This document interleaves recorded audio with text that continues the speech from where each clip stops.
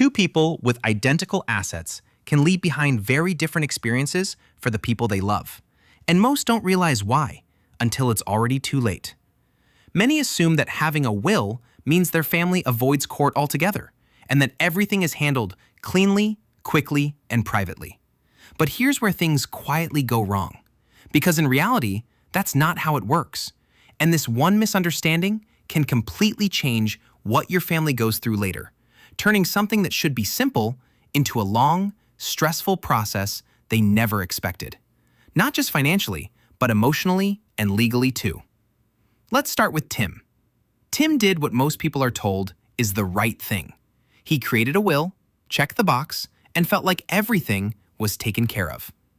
On paper, everything looked organized. He gathered his assets, his house, savings, and belongings, and clearly laid out where everything should go, which feels like the responsible move. Now, let's look at someone who made one small change. Meet Monica. Monica took a slightly different approach when setting things up. Instead of relying on a will alone, she used a trust, setting everything up in advance so nothing would be left to chance later. At first glance, both plans seem organized, thoughtful, and complete. If you looked at them side by side, you wouldn't expect a major difference. But the impact doesn't show up right away. It shows up later, when it matters most. And what actually happens after they're gone is very different. At some point, hopefully many years later, Tim passes away. His family, now much older, gathers, finds the will, and starts trying to figure out what to do next. But instead of clarity, there's uncertainty. The next step leads them somewhere that most people don't expect: court. This process is called probate, and whether people realize it or not, it's required for most wills. From here, things slow down.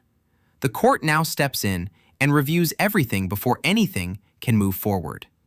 Nothing moves without approval. The will has to be validated, checked, and confirmed to be legally sound. And it doesn't stop there. Creditors are notified, and any outstanding debts must be identified and handled first. Every asset has to be located, documented, and accounted for, down to the smallest detail. And here's something most families don't expect. Before anyone receives anything, expenses, fees, and debts are paid out first. Only after all of that can assets finally be distributed.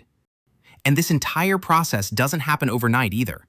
It takes time, often more than people expect. Sometimes months, sometimes even longer, stretching far beyond what families planned for, while they're already dealing with loss. But there's another layer most people never see coming.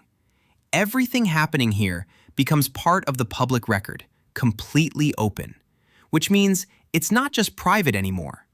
Details about the estate and assets can be seen by others, not just the family.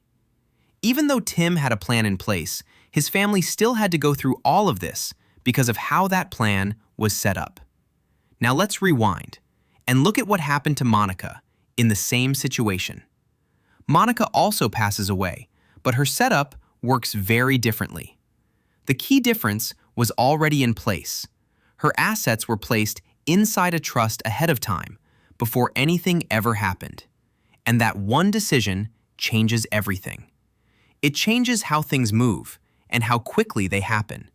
Because legally, the trust, not Monica, owns those assets. This creates separation.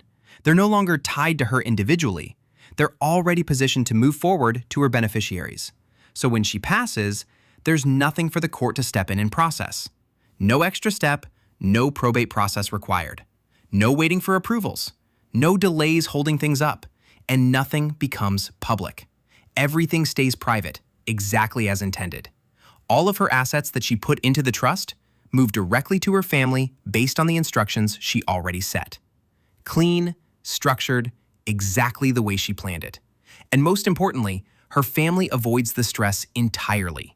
So when you step back and compare these two side by side, you're not just comparing documents. You're comparing two completely different experiences for the family left behind. On the surface, it might seem like a small difference, just a will versus a trust. But what it really changes is what your family experiences during one of the hardest moments of their lives. One path can mean delays, paperwork, and added stress at a time when they're already dealing with enough. The other keeps things simple, private, and moving forward. And when your family needs clarity the most, that difference can mean everything.